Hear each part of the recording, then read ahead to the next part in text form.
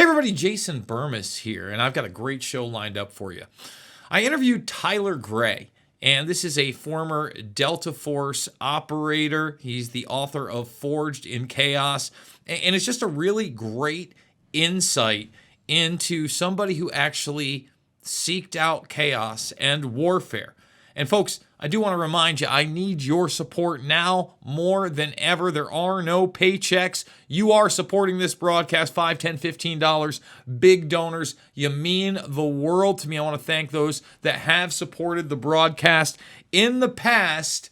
Buckle up and get ready to make sense of the madness.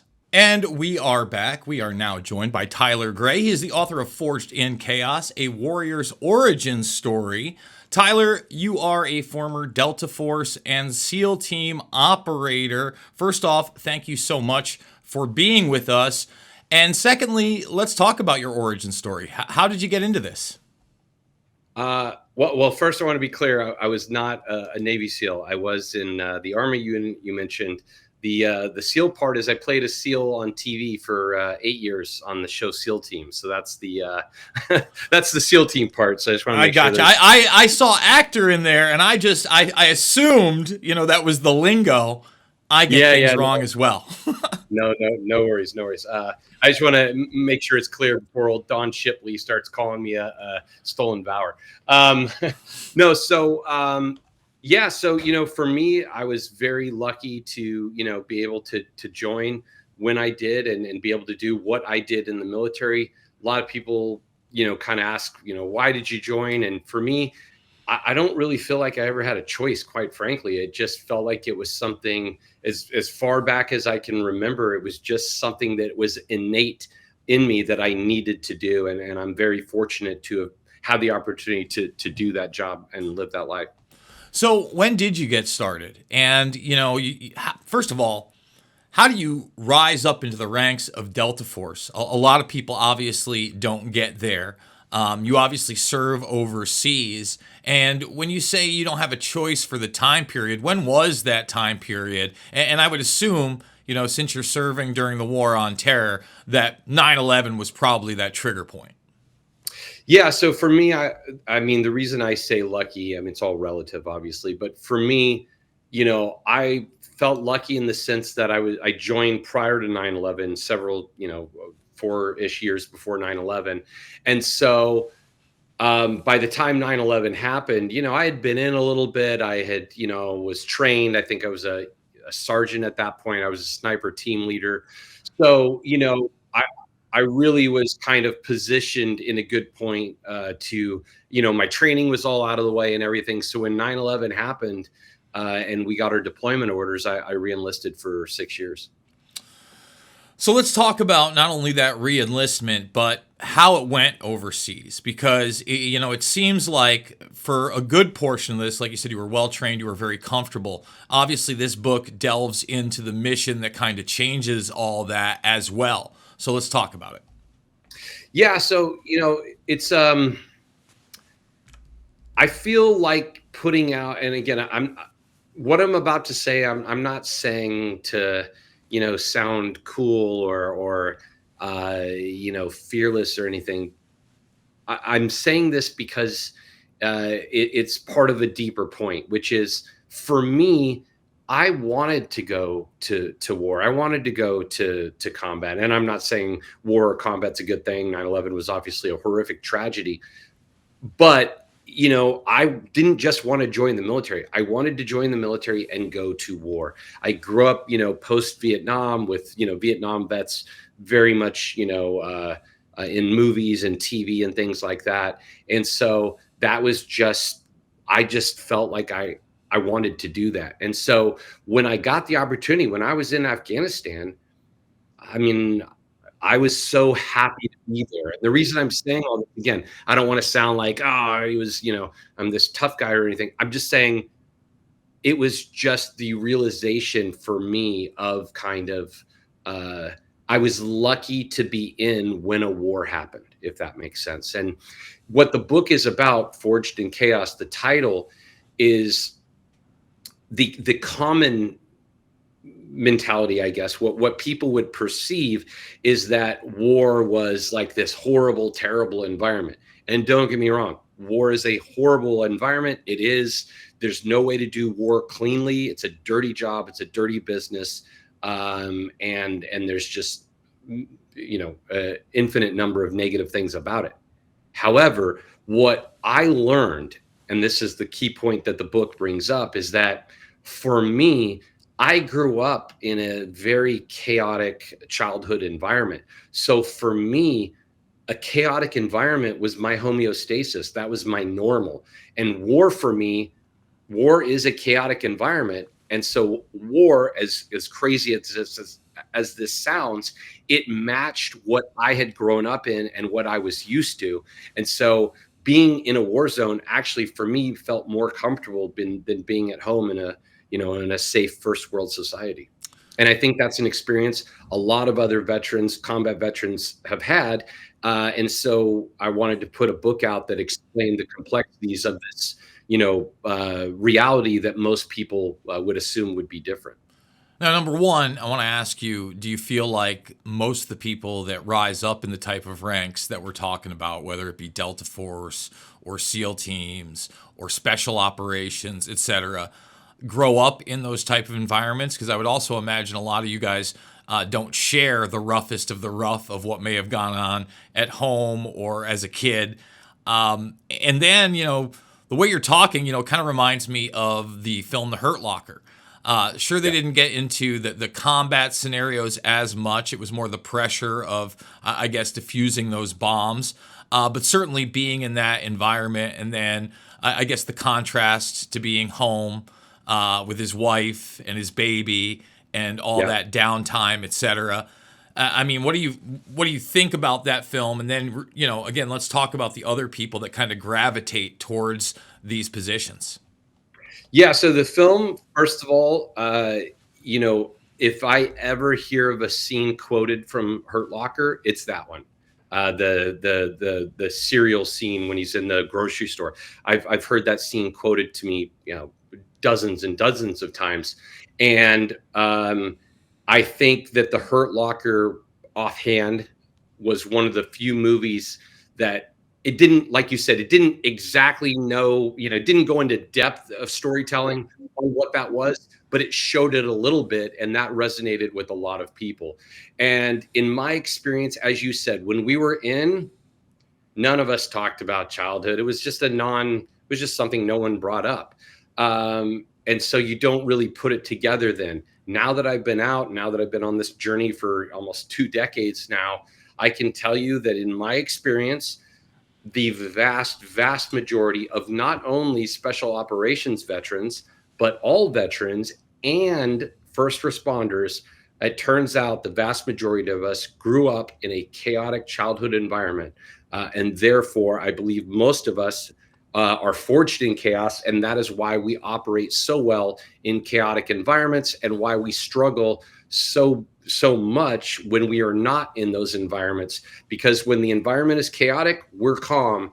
And yet, therefore, when the environment is calm, we become chaotic. And the way we calm ourselves is to create the chaos back into the environment, to bring us back to a level of comfort and back to our homeostasis, because that is how we were reverse wired as in our childhoods. I heard Sean Ryan, who's obviously big in the podcast world right now, Yeah. kind of discussing that, he wasn't feeling like he was getting enough action, et cetera, et cetera. Is there ever enough? I guess that's the big question and is that a positive thing? Because obviously you take a look at the darker side as well, and some reflectionary moments. Obviously we need warriors, right? But you want them to be, as I would say, of sound mind and level head as humanly possible. I think a lot of that comes with the training. But when you are dealing with, I guess, a different kind of adrenaline junkie, right? Because, we're not just talking about, jumping out of a plane or even the squirrel suits. We're talking about, bullets, IEDs, missiles. I mean, you name it, it's there. Close combat. Is there ever enough? I do. Do you see people's breaking points at time? Is this book also about that breaking point, and what does that feel and look like? So there's a couple different pieces to what you said. So one, I went on Sean Ryan's show and we talked about parts of this, but the one major thing is that there's a big problem in my mind in both the military, law enforcement, and society in general, which is the expectation that you can do a job well that is fundamentally self-destructive, and yet the expectation is outside of that job, you won't be self-destructive. I'm sorry, but it doesn't work that way. If you're the type of person that will do this very self-destructive job, you're going to be self-destructive as well when you're not doing the job. And that is something that is absolutely being unrealistically put. There's an unrealistic expectation that is being put on warriors and first responders that I don't agree with. If you go back to, Vietnam, guys would go in the bush, they would come out, they would send them to freaking, wherever, Hanoi, wherever in Vietnam. They would go to bars, drink, get crazy, get in fights, do some crazy stuff. Same thing in World War II. And then they would bail them out of the jails. And when the guys did crazy stuff at the time, they went, well, yeah, they just got out of the bush. Of course, they're going to be a little out there. And now the problem that I see, same thing in France, they were going and, going to certain places in France, after the invasion, they were allowed to blow off steam because it was understood that the job creates that amount of steam and pressure. Nowadays, a guy gets back from a deployment, his sixth one, he freaking drinks and drives and gets pulled over for a DUI. And then all of a sudden the command goes, oh, that guy's a piece of crap. Get rid of him. Really? Like, that's like, at what point are you looking at this and going, maybe that is a normal, and I'm not saying it's okay to drink and drive, but I think we need to look at it through the lens of, yeah, there are ways that we are going to blow off steam when we're not doing that job, especially if the job is taking away, that are going to be viewed by normal people who don't have this chaotic baseline as maybe a little out there and a little crazy. And the reality is, yes, because that's the mentality it takes to do the job in the first place. And the expectation that a non-self-destructive person could do a self-destructive job is just not true. So let's talk about that issue of maybe PTSD. When I was younger, my stepfather was military. I tried to join the National Guard pre 9/11, and he wasn't having it. I mean, he cursed out any recruiter. I mean, death threats, the whole nine. I kind of thank him for that. The guy that I was going to do it with ended up having to go over to Afghanistan and Iraq. And although, I took the ASVAB test and scored really high and, supposedly would not have been combat, at the same time, I don't want to see a dead body. I have no inclination for those type of things. I understand the aggression. I got in fights as a kid, but one of the reasons I never got into law enforcement, a lot of people tried to recruit me into that. I'm like, not only do I not want to deal with other people's day-to-day problems, which is most of it, and I'm a New York guy too. Yeah. So, I just know that you can just see the worst thing ever. And those things do not leave you. I am sure there are a multitude of things that you have witnessed or done that do not leave you. And that is a huge part, I would say, of that. Is there a real recovery process, or do you see, you talk about not only, lifelong military personnel, but there's a lot of mercenary groups, especially during, this time of the last 20 plus years being in the Middle East. They've only grown and grown. I mean, there's got to be a dozen of them at this point. Most people are only familiar with the big ones. I think they went back to, Blackwater after being XC and Academy. There's Oak Grove. There's so many of them. Do you think that's a positive outlet? Do you think that's it? Because I've talked to some veterans, and again, this is probably 15, 20 years ago, just post, the really heavy stuff in Iraq that we're starting to do this. And they would come home and be depressed, and they would be on a bunch of pills. And I don't think that's the solution. And so they were just like, well, I can go over, I can make 6 times what I was making in the military. It's a 3-month, tour, and they go do it. Is that the answer, or what do you think? So, what you're talking about. So, I have a friend who was in Afghanistan and Iraq. He's been in Ukraine now for the last 2-ish years. And he's American, you look at mercenary work, whether it's Ukraine, Middle East, Africa, whatever. And, the lie that we tell ourselves is, oh, the pay is good. And I'm not saying it's not. What I'm saying is, you're not doing it for the pay. You're doing it to feed the addiction to chaos, to feed the addiction to adrenaline. And, my book has a theory that I came up with to explain that chaos addiction. And you mentioned PTSD.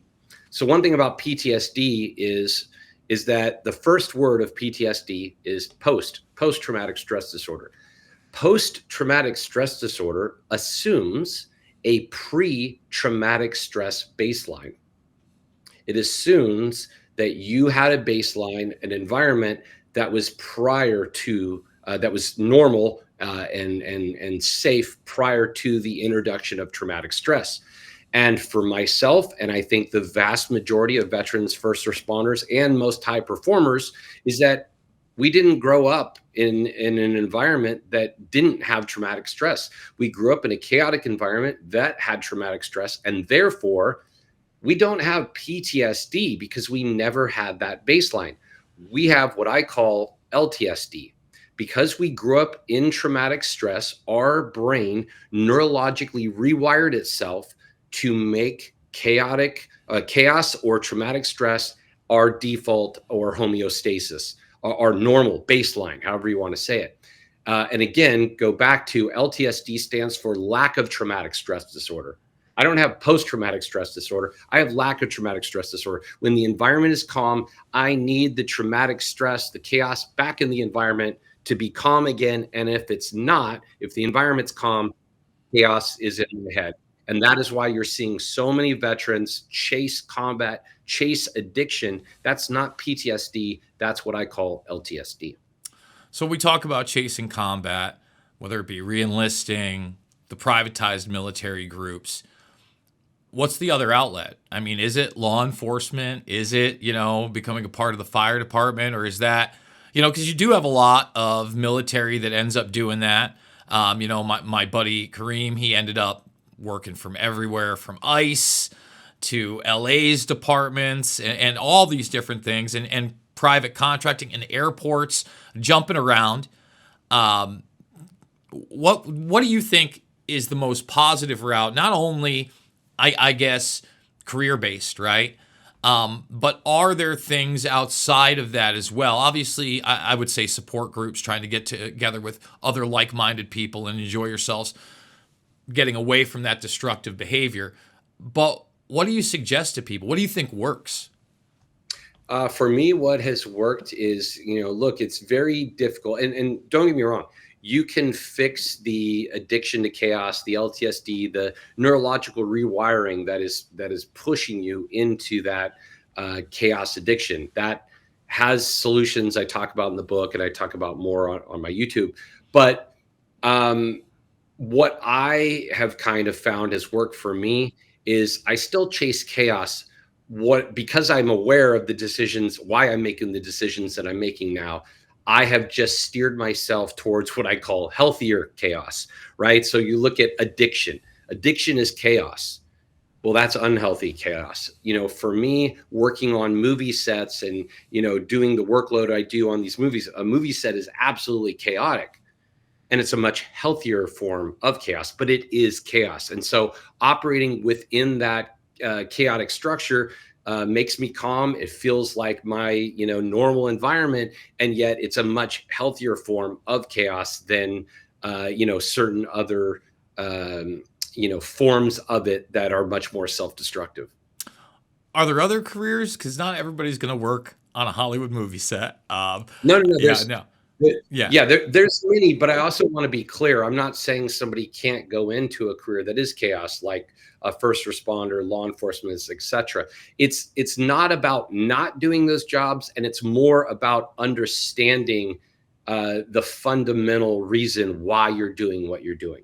When somebody does something, buys a motorcycle and is riding at 120, goes out and rides 120 miles an hour on the streets at night when everything was fine, under PTSD, you go, oh yeah, that guy's crazy. He's got PTSD. That's why he did it. That doesn't mean anything. And then how do you treat that? Well, give him, barbiturates or some kind of drug to calm him, right? That doesn't mean anything. What means something is, hey, I'm about to go hop on my motorcycle. Everything's fine at night. Kids are asleep, whatever. I'm going to go just create chaos. Once I realized what I was doing, then I went, oh, I know why I'm doing what I'm doing now. I know why I want to do it. I know the mechanism that I'm trying to achieve. So then it allows me to go, you know what?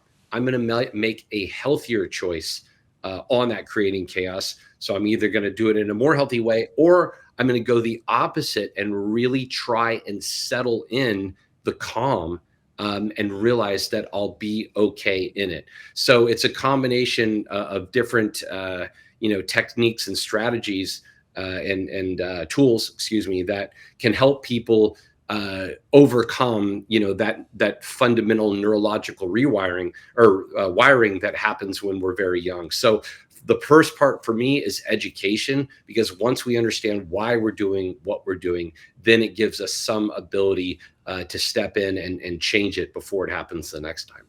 You talked about moments of realization. How do you get to those ultimate moments where somebody is about to self-evaluate and change things?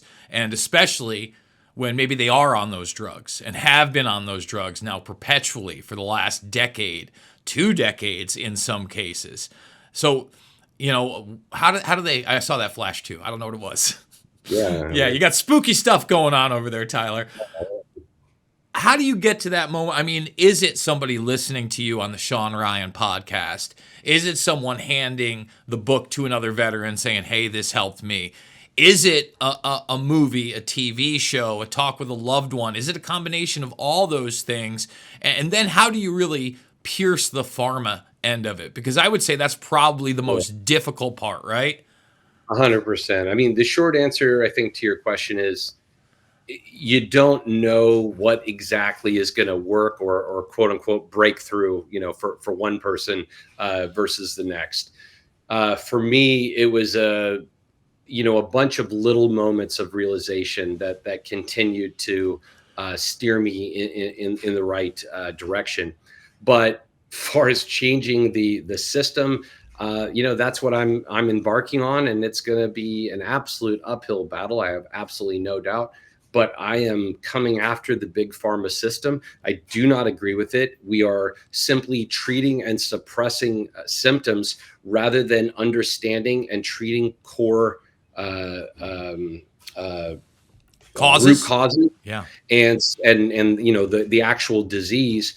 And so it's a system that needs to change, but it's a system that doesn't want to change. And the only way it's going to change is if enough of us step up and basically take it upon ourselves to help change it, because it's not going to do it on its own. Well, I think we've certainly seen at least the general public speak up in the way that they voted, and especially with RFK Jr. and Maha. Yeah. I want to continue to hold their feet to the fire because there's been some disagreements there.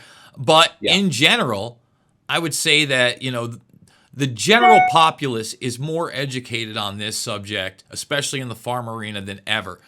Can that cross over to the military? Or is the military just so in line? Because, you talk about the VA after this, and people are just happy that they're getting health care, especially with the system that we have in this country where, I remember watching movies in the 80s and 90s talking about how the VA is. It's so bad out there for everybody. The VA is like, wow, you get benefit. People are like looking at these people like they're getting something. And I would say, well, what are they getting? So can we pierce that as well? Because you're not only talking about the pharma industrial complex, you're literally talking about the military industrial complex. Yeah, I mean, look, the good thing about veterans in general is it's a group of people that will generally push when pushed. They'll push back when pushed.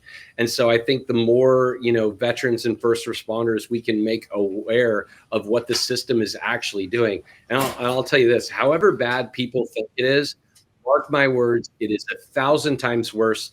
I believe it's criminal. I believe that is intentional. And I think if our society, let alone our veterans, truly understood what those industries are doing to us intentionally for profit, there would be, it would be an absolute revolt, because it is really shocking what's happening. And the more information that is coming out, the more that we're just seeing it's beyond a systemic problem. It is an intentional problem being done for an intentional reason. And it's up to us to realize that, accept it, and push back. You can get the book over on Amazon, Forged in Chaos, a Warorigin. I want to say Warorigin. It's like I screwed it up. A warrior's origin story. I can't read at a 5th grade level right now. It is embarrassing. Tyler, this has been an awesome conversation. What would you like to leave the audience with? What I want to leave them with is really this. The book was originally written, from a veteran perspective, and then as we were writing, then we realized, wow, this applies to first responders. And then the more we wrote, the more we realized that it really applies to anyone that grew up in a chaotic childhood environment. The template or the pattern is the same pattern over and over again. And if you were raised in that environment, then you're going to get a lot from this book. Not just people that, wore some type of uniform. So it's really for everyone, and I hope it can help those who check it out. All right, Tyler, thank you so much. And thank you guys for watching. As you know, it is not about left or right. It is always about right and wrong. I absolutely love you guys, and I will see you all on the flip side.